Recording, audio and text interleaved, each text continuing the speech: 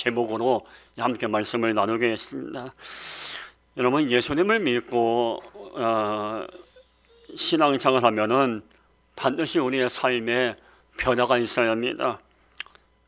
이게 생각도 변화되고 삶의 자세도 변화되고 여러 가지 변화가 있어야 하는데, 그 가운데 우리는 반드시 변화될 것은 우리의 성품이 변화가 되어야 합니다. 우리의 주님의 성품으로 우리의 성품이 한 단계 한 단계 성숙하게 변화되어야 합니다. 고린도후서 5장 17절에 보면 이런 말씀이 있습니다. 그런 유 누구는 그리스도 안에 있으면 새로운 피조물이라, 이전 것은 지나갔으니 보라 새 것이 되었도다. 우리 이전에 우리의 성품은 좀 성숙하지 못했던 성품이지만은 하나님의 은혜와 예수님의 은혜로 이제는 새로운 성품으로 변화 반드시 되어야 합니다. 우리 한번 각자의 성품을 한번 생각해 볼까요? 우리의 성품은 과연 얼마나 주님을 닮았는가? 아니면 내가 그냥 본능에 이끌려서 그냥 화가 나면은 화를 내고 또 분이 되면은 해서는 안 나는 행동을 할 만큼 감정 표현을 못하는 그런 성품을 내가 갖고 있는가? 한번 우리의 모습을 한번 돌아봐야 합니다. 대부분 많은 사람들은 이 마음에 어떤 마음을 갖고 있냐면은 쉽게 흥분하고 또 이 입으로 해서는 안 되는 말을 하고 신경질적으로 반응하고 또 이 마음속에 거친 생각이 그대로 표현될 때가 많습니다. 저도 목사지만은 그런 경우가 종종 있거든요. 그만큼 우리는 우리의 성품이 불완전하고 우리의 성품으로 말미암아 내 주변에 있는 이들이 상처도 받고 어려움을 당할 때가 많이 있습니다. 그래서 우리는 지금의 내 모습을 돌아보면서 이제 어제와 오늘까지 나의 성품이 어찌되었든지 간에 이제 주님의 은혜로 내 인격과 성품이 좀 다듬어져서 오늘 이 고린도후서 5장 17절처럼 보라 새 것이 되었더라, 새로운 성품으로 변화되기 위해서 우리 몸부림쳐야 합니다. 사실 우리의 성품이 갑자기 변한다는 것은 어려집니다. 사람들은 정말 성품이 좀처럼 변하지 않아요. 그러나 하나님이 은혜를 베풀어 주시고 우리가 아버지 앞에 무릎 꿇으면서 하나님, 나의 이 불완전한 성품과 나의 이 신경질적이고 거칠고 내가 봐도 부족함이 많은 이 성품이 주님의 마음으로 주님의 성품으로 새롭게 변화되게 하옵소서라고 간절히 기도하면서 매달린다면은 우리도 정말 예수님의 성품을 닮아갈 수가 있습니다. 오늘 마가복음 2장에 보면은 예수님이 어떤 성품을 품으셨는가를 오늘 잘 기록되어 있고, 우리가 예수를 믿는 우리들도 예수님의 성품을 마음에 담아야 할 것을 오늘 성경은 말씀하고 있습니다. 오늘 성경의 내용은 예수님이 죄인들과 또 세리들과 한 자리에 앉으셔서 음식을 함께 나누는 그런 본문의 내용입니다. 오늘 본문을 통해서 예수님의 성품이 어떤 성품이었는가? 첫 번째, 예수님의 성품은 포용의 성품을 갖고 계셨습니다. 오늘 마가복음 2장 15절 한번 다시 볼까요? 그의 집에 앉아 잡섰을 때에 많은 세리와 죄인들이 예수와 그의 제자들과 함께 앉았으리라고 기록되어 있습니다. 여러분, 예수님이 지금 누구와 함께 앉았습니까? 돈 좀 있고 또 잘생겼고 또 권력과 부위가 있는 사람들과 함께 앉아 계신 것이 아닙니다. 오늘 성경은 세리와 죄인들과 예수님이 함께 앉아 있다고 오늘 기록되고 있습니다. 예수님 당시에 세리들은 암적인 존재들이었습니다. 요즘 말로 말하면은 국민들의 세금을 이게 예를 들면은 한 100만 원만 세금을 이게 거두면 되는데 200만 원 이상 세금을 거두려 해서 자기들이 100만 원 이상 자기들이 감추고 100만 원을 정부에다 상납하고 여기까지 비리가 많았던 사람들이 바로 세리들이었습니다. 부정부패가 많았던 이들이 세리들이었기 때문에 이 당시에 많은 사람들은 세리들을 비난의 대상, 사실 비난의 대상이었습니다. 근데 예수님은 이런 부정부패를 저질리고 세금을 갈취하고 국민들의 마음을 아프게 한 이 세리들과 함께 앉아 있는 겁니다. 이게 이 당시에 사회적인 흐름과 문화와 관습에 의해서는 있어서는 안 되는 일이고 정말 도저히 이해할 수 없는 예수님의 행동입니다. 근데 왜 예수님은 이와 같이 세리들과 함께 앉아 있었을까? 함께 앉아 있었다고 예수님은 세리들의 부정부패, 그들의 잘못을 인정하고 그들의 악한 행위를 합리화한 것은 아닙니다. 여기서 잘 한번 우리가 마음에 담을 것은 부정부패를 저질리고 세금을 갈취한 세리들과 죄인들, 똑같은 죄인들이지만 바라보는 관점에 따라서 해석이 달라요. 많은 사람들은 세리들을 볼 때 부정적인 관점으로 바라봅니다. 나쁜 사람들, 부정부패를 저지른 죄인들, 우리의 세금을 빼앗아간 정말 악한 존재들, 암덩어리보다 더 추악한 존재들, 전혀 구제할 수 없고 사랑받아서는 안 되는 존재들, 이런 관점으로 사람들이 바라봅니다. 그러나 예수님의 관점은 그게 아니에요. 물론 부정부패 저질렀죠. 물론 세금을 갈취했죠. 지금은 죄인들이에요. 지금은 인생 잘못 살고 있는 거예요. 그래 예수님은 그런 관점으로 바라보시는 것이 아니라 비록 세리들이지만 안타깝게 죄를 범했지만 그러나 이 세리들도 하나님의 사랑이 필요한 존재라는 마음으로 바라보신 겁니다. 그리고 이 세리들도 지금은 죄인들이지만은 얼마든지 하나님이 은혜를 베풀어 주신다면 변화될 수 있다는 관점으로 세리들을 보게 된 겁니다.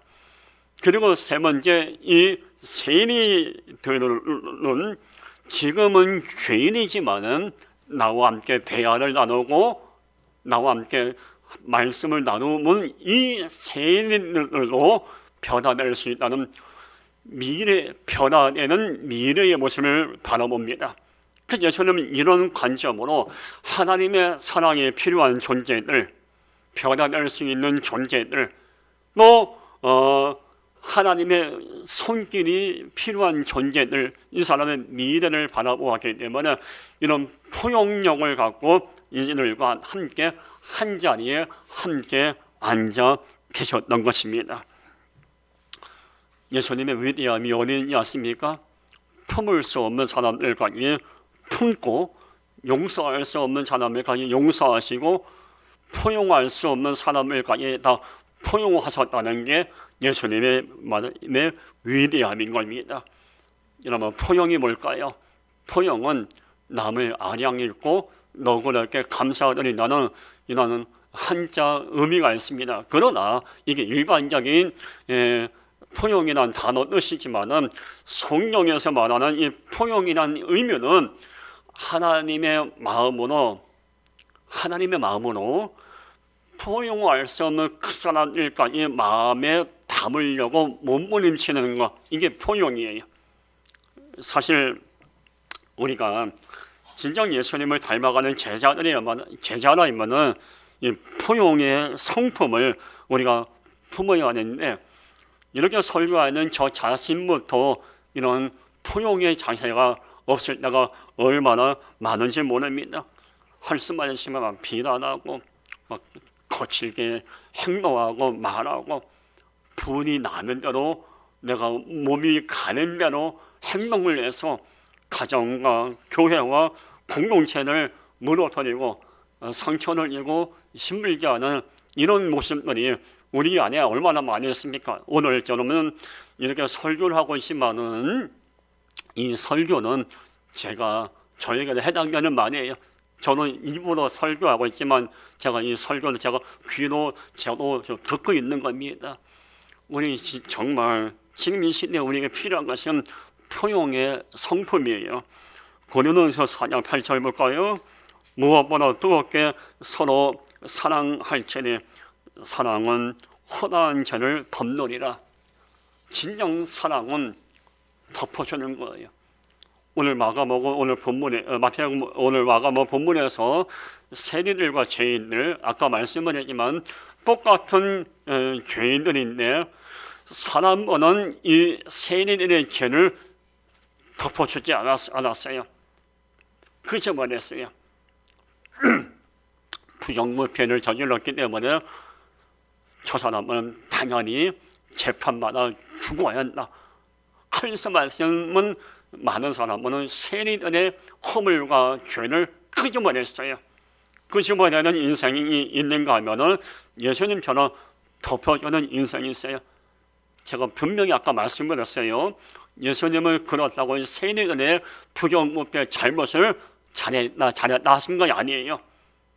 그들이 죄를 저질렀지만 반드시 하나님이 역사하신다면 회개하고 자신들의 삶을 청산하고 이게 많은 이들에게 고통을 주는 인생이 아니라 이 많은 이들에게 유익을 주는 인생으로 변화될 수 있는 가능성과 미래를 바라봤기 때문에 그들의 지금의 죄와 허물을 주님은 포용의 마음으로 품어주신 거예요. 이 마음이 사실 우리에게 필요한 거예요. 근데 사실 말처럼 쉽지 않아요. 어찌 보면 여러분, 우리가 예수 믿는다는 거, 신앙생활을 한다는 거 말처럼 쉽지 않습니다. 성경은요, 우리가 할 수 있는 것을 많이 권면하지 않습니다. 사실 하기 어려운 일들을 우리에게 하라고 권면하고 명령할 때가 많아요. 예를 들면 바로 이 포용의 성품을 품어라. 여러분, 예를 들면 내 눈에 눈물 나게 했어요. 내 친구가. 누군가가 내 마음을 아프게 했어요. 누군가가 내 가정의 행복을 파괴했어요. 누군가가 내 마음에 정말 고통을 주었어요. 그 사람을 내가 포용의 마음으로 품을 수 있다는 거, 그 사람의 아픔을 내가 덮어줄 수 있다는 거, 이게 사실 여러분 말처럼 쉽진 않은 거예요. 근데 좀 뒤집어서 생각해 본다면은, 예수님을 생각한다면은 우리가 얼마든지 가능성은 있어요. 자, 볼까요? 예수님이 여기 있는 채모산을 볼 때 어떤 마음일까요? 참 답답함이 많을 거예요. 겉모양은 못 살았네. 이 마음속에 온갖 악한 마음이 있고, 이 마음에 시기하는 마음, 질투하는 마음, 못된 생각을 할 때가 있고, 예수님이 저를 볼 때 겉모양은 양복이 있고 넥타이 메고 성도들 앞에서 목사처럼 거룩한 것 같지만은 그 무엇보다 주님은 제 삶의 모습을 알고 있거든요. 거칠고 또 포악하고, 그런 주님은 저를 볼 때 너 거칠고 너 성격이 못됐으니까 너는 심판받아 죽어야 돼. 절대 한 번도 그런 적 없어요. 거칠고 포악하고 못됐고 부족함이 많은 불완전한 한 존재지만은 주님은 그런 저를 포용하고 어루만지고 저의 허물을 계속 덮어주셨어요. 주님이 저를 덮어주신 은혜를 생각한다면은 우리는 나와 가까이 지내는 가족과 이웃과 친구를 우리의 그대로 허물을 덮어줄 수 있는 거예요. 주의 은혜, 주의 사랑, 내 허물과 내 약점을, 내 죄를 덮어주신 주님의 은혜를 생각한다면 우리는 덮어주는 인생을 얼마나 살 수가 있는 거예요.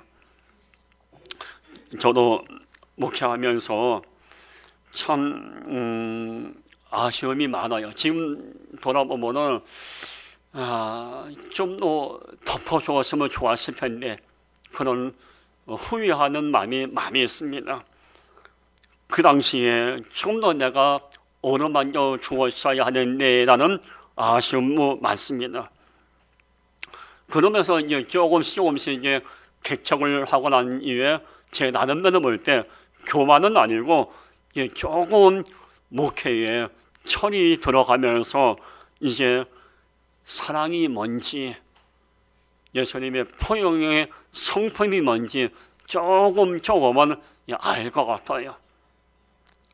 저는 이번 주에 어머니를 병원에 입원시켜드리고 오면서 마음으로 많이 울었습니다. 정말 마음으로 울었어요. 좀 더 어머니 편안하게 모셨어야 하고 좀 더 말이라도 따뜻한 말을 해드렸어야 하고 어머니의 아픔을, 어머니의 외로움을 포용하는 마음으로 품었어야 하는데 그러지 못했는 거예요. 그래서 그날 어머니 입원시키고 나서 집에 와서 하염없이 앉아 있었어요. 저는 나중에 천국 가면은 먼저 하나님한테 혼날 것 같아요. 야, 이놈의 자식아, 혼자 계신 어머니 그렇게 포용하지 못하고 왜 이렇게 제대로 못 모셨냐. 저는 하나님 앞에 정말 혼날 것 같아요.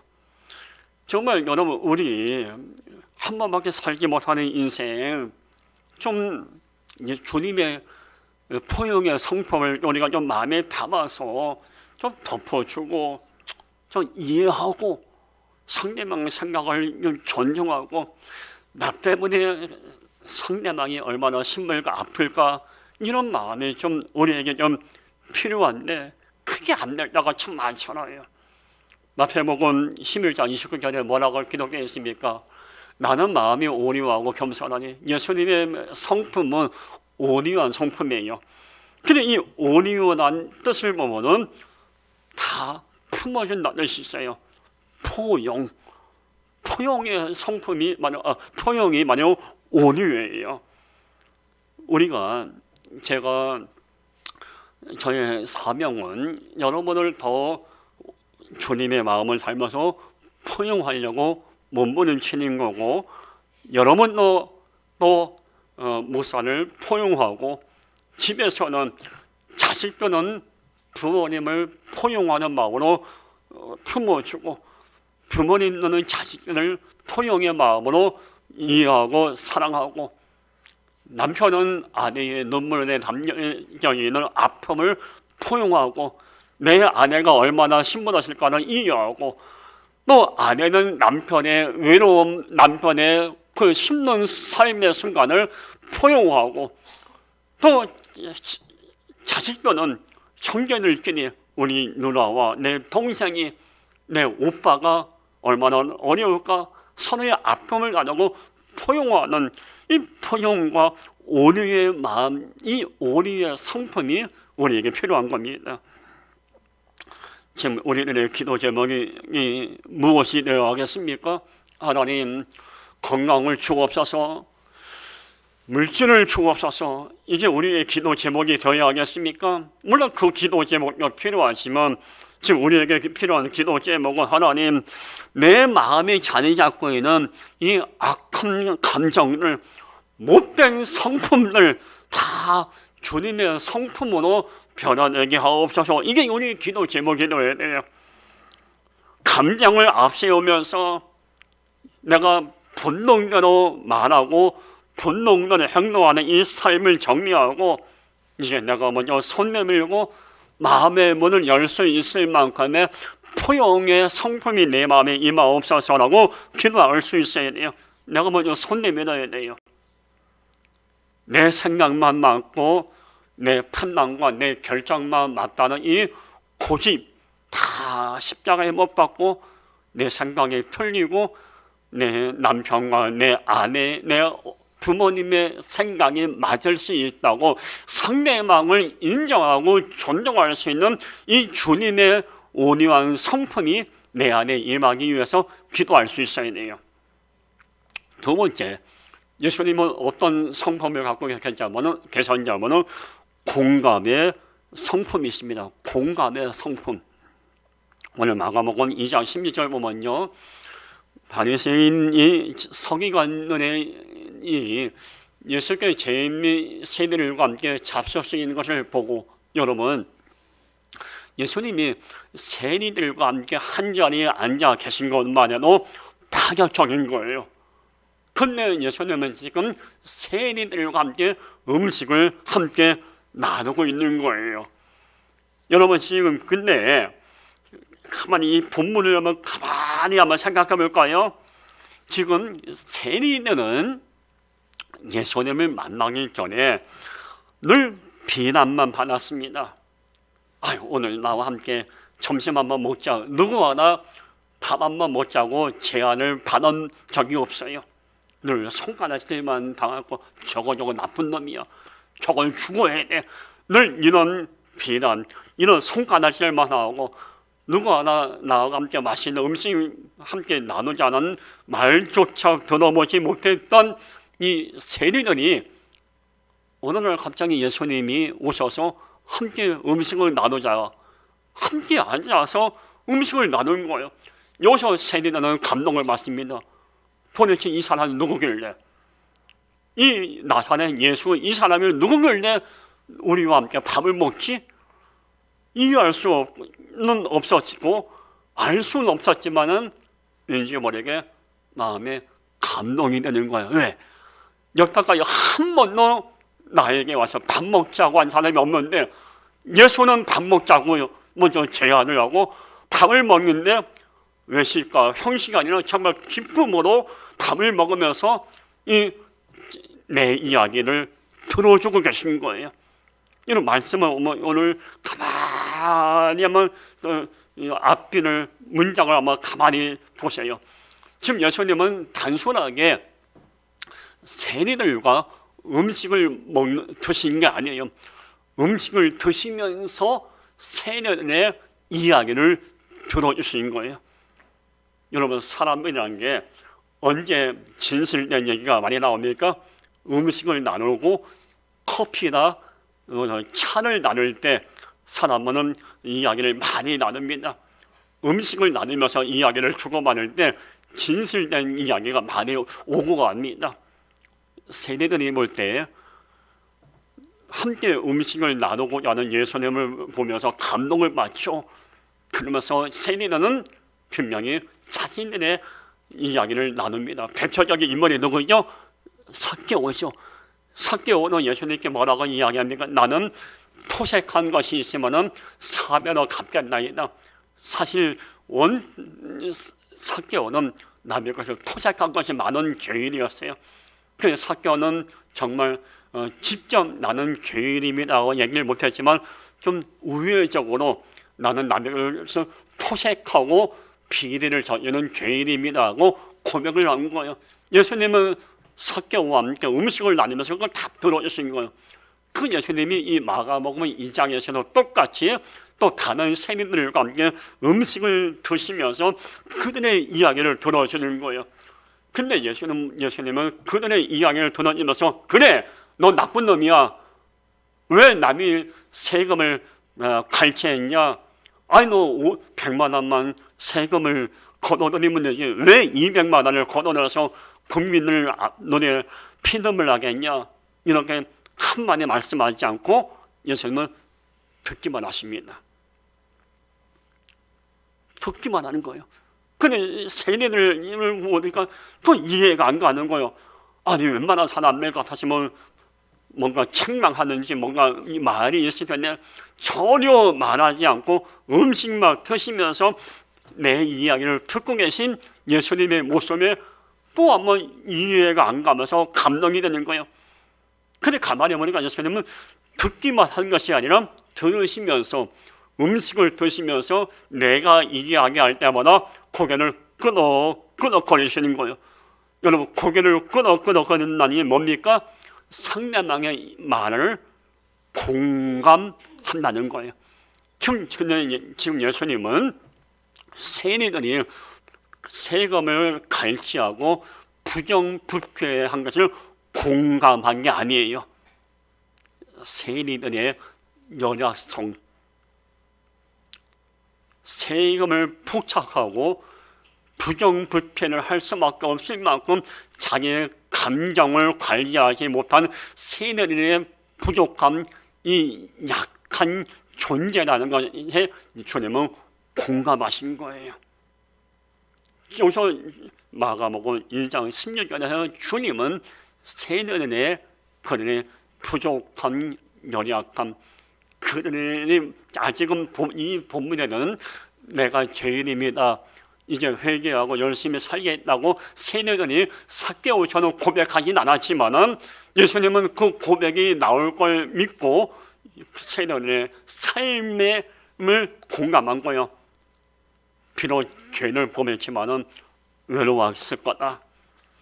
비록 부정부패 저질렀지만은 친구 하나 없고 밥 한 번 같이 먹지 않은 사람이 없을 정도의 삶을 살았으니 돈은 있었지만은 늘 고독과 외로움에 빠져있는 세리들의 아픔을 주님은 지금 공감하신 겁니다. 공감의 성품이 우리에게 필요한 거예요. 야고보서 1장 19절 보면은 내 사랑하는 형제들아 너희가 알지니 사람마다 듣기는 속히 하거나. 여러분 하나님이 우리에게 귀를 주신 거는 들으라고 귀를 주신 거예요. 입을 주신 것은 듣고 난 다음에 입으로 상대방에게 공감의 메시지를 주라고 입을 주신 거예요. 지금 우리는 상대방 이야기를 얼마나 들어오고 있습니까?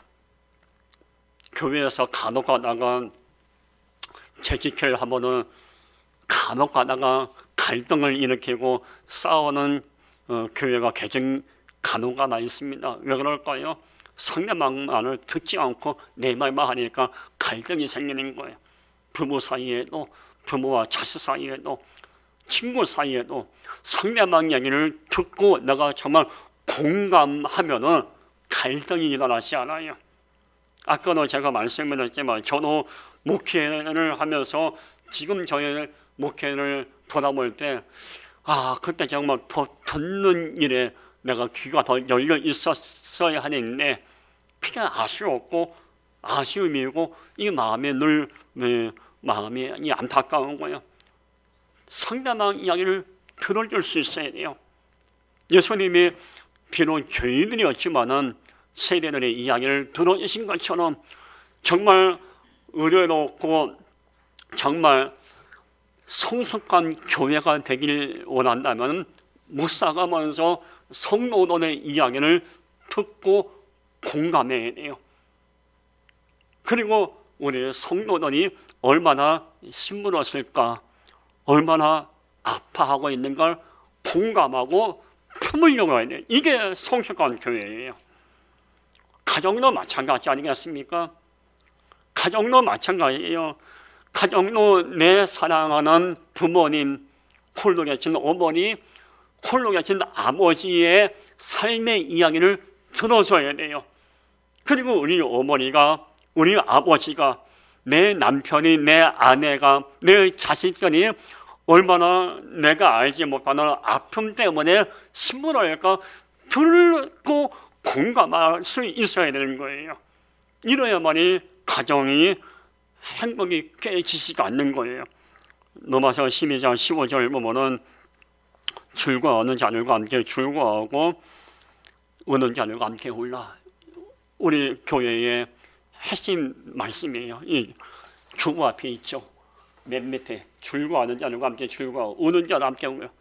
제가 개척하면서 이 말씀 붙들고 우리 함께하는 교회는 이와 같이 즐거움을 공감하고 슬픔을 공감하는 교회, 이게 제 목회의 방향이에요. 공감할 수 있어야 돼요. 상대방이 왜 아파하고 있고, 상대방이 왜 신문을 있고, 상대방이 왜 눈물 흘리고 있는가 공감할 수 있어야 돼요. 저는 오늘은 제가 제 얘기를 좀 많이 하는 편인데, 제가 오늘 설교하면서 제 얘기를 뭐 잘 안 하는데, 오늘은 좀 간증 삼아 붙고는 제 얘기를 하는 거예요. 처음 목회 초기에는요, 성도들이 아파하고 신문할 때 신방을 갔어요. 신방에 가면 그냥 늘 일상적인 멘트, 일상적인 위로를 해줬어요. 네, 권사님 시간에는 기도해 드릴게요. 이러고 나왔어요. 처음에 목회 초기에는요. 장례식장 가서도 그냥 FM대로 그 교과서 식으로 장례 예배 인도하고 그냥 늘 일상적인 위로의 말씀을 드리고 장례 예배를 인도한 적이 많았습니다. 그러다가 목회를 하면서 원치 않게 또 어려움의 시간도 만나고 또 여러 가지 강풍을 만나기도 하고 또 생각지도 않게 또 질병, 건강으로 인해서 건강노자가 무너지기도 하고 또 이런저런 다양한 거친 일들을 많이 경험하면서 힘들었던 시간을 경험하고 난 이후에 그게 생각이 바뀝니다. 아, 내가 잘못했구나.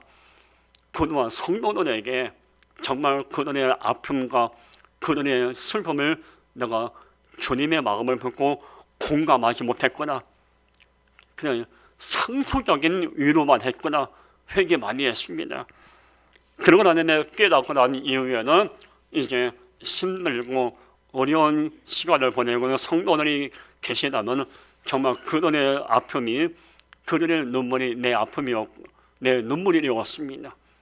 제 나는 바로 교만은 아니고 누군가 어렵다, 누군가 힘들다면 정말 함께 아파하고 함께 눈물을 흘리고 호주머니에 있는, 주머니에 있는 물질적으로 어려운 성도가 있다면 다 그냥 끊임없이기도 하고 방공비 다 갖다 주고, 어떤 생활 사례비 교회에서 만나면 사례비 그냥 몰래 다 갖다 주고, 그렇게 바뀌게 되었습니다.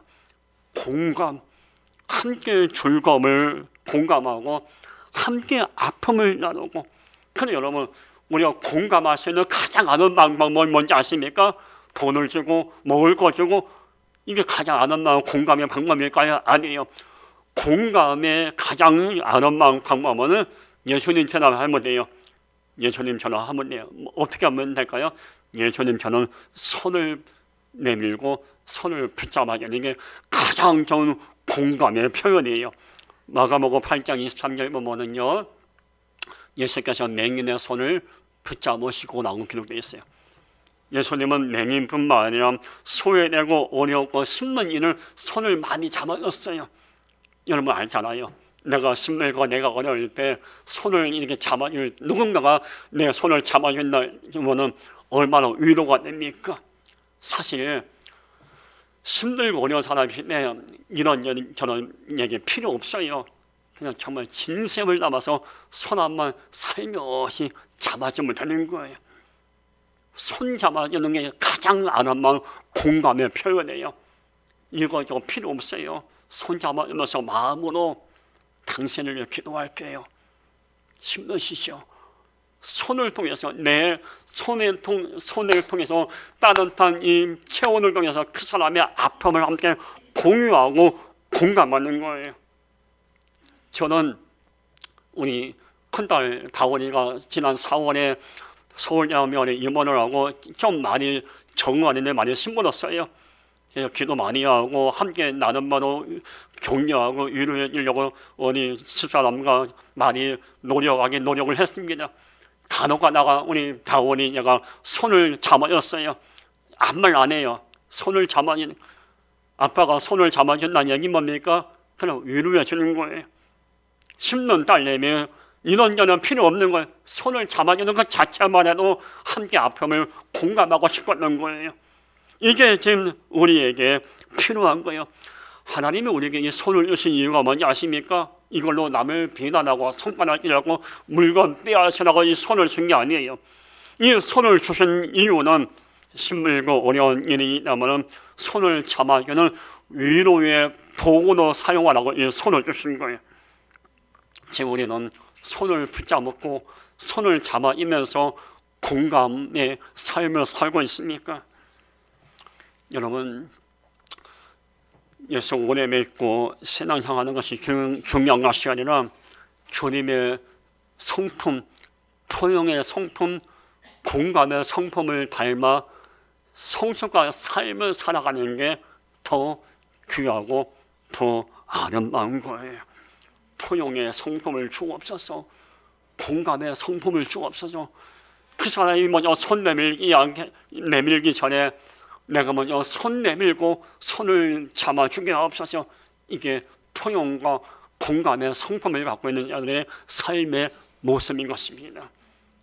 부족함이 많은 저와 우리 모두 우리의 이 불완전한 성품을 십자가에 못 박고 주님의 성품이신 포용과 공감의 성품이 내 안에 임하기를 위해서 계속 기도하시기 바라겠습니다. 기도하겠습니다. 거룩하신 하나님 아버지, 주님의 포용의 성품, 공감의 성품을 우리가 닮아가게 하옵소서. 예수님의 이름으로 기도하옵나이다. 아멘. 우리 함께 찬양하면서 준비한 신앙금 올려드리겠습니다.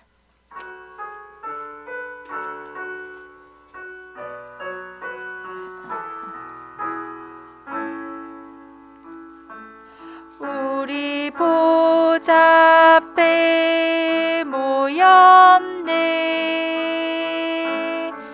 함께 주를 찬양하며 하나님의 사랑 그 아들 주셨네. 그의 피로 우린 구원받았네.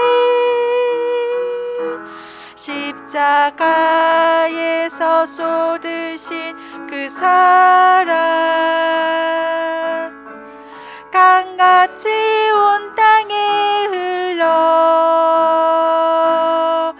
각 나라와 족속 백성 방언에서 구원받고 주 경배 드리네. 구원하심이 보좌에 앉으신 우리 하나님과 어린 양께 있도다. 구원하심이 보좌에 앉으신 우리 하나님과 어린 양께 있도다. 구원하심이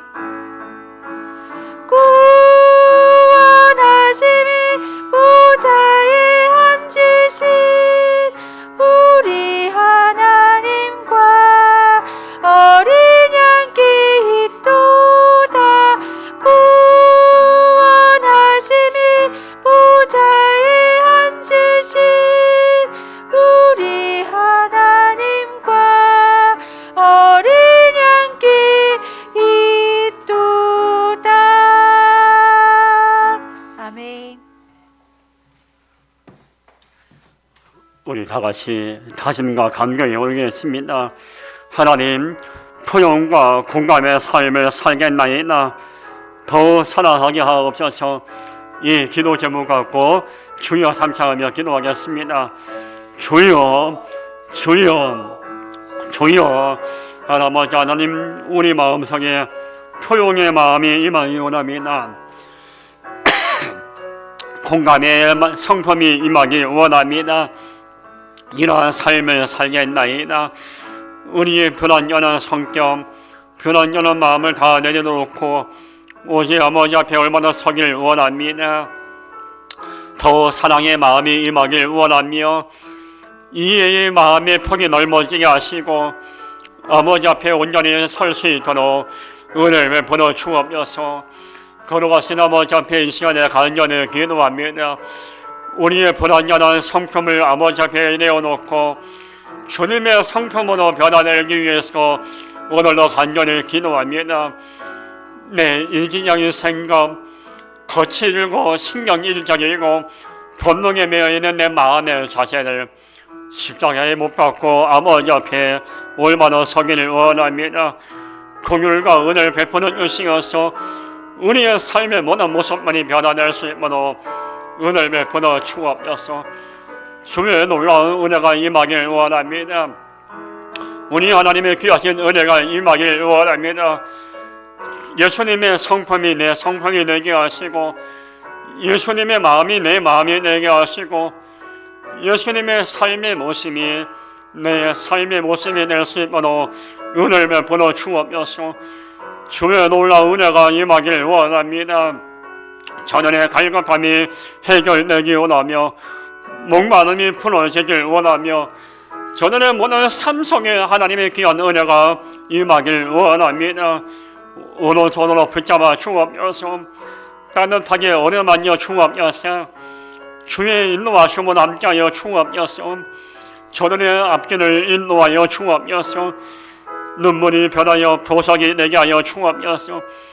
주의 귀하신 은혜가 우리 하나님의 아름다운 손길이 임하여 주옵소서. 가정의 은혜가 넘쳐나게 하시고 삶의 변화가 일어나게 하시고 믿음의 고백의 변화가 일어나게 하여 주옵소서. 저들의 아버지 앞에 올바로 서게 하시고 우리 모두가 말씀 앞에 온전히 설 수 있도록 은혜를 베풀어 주옵소서. 우리의 모습을 돌아봅니다. 우리의 부족함을 아버지 앞에 내어놓습니다. 우리 아버지 하나님의 어여삐 여겨주시고 긍휼과 은혜를 베풀어 주옵소서. 주의 귀하신 은혜가 임하길 원합니다. 회복의 영이 임하길 원합니다. 회복의 영을 허락하여 주옵소서. 우리 아버지 불쌍히 여겨 주옵소서. 주님이 불쌍히 여겨 주셔야만이 감당할 수가 있나이다.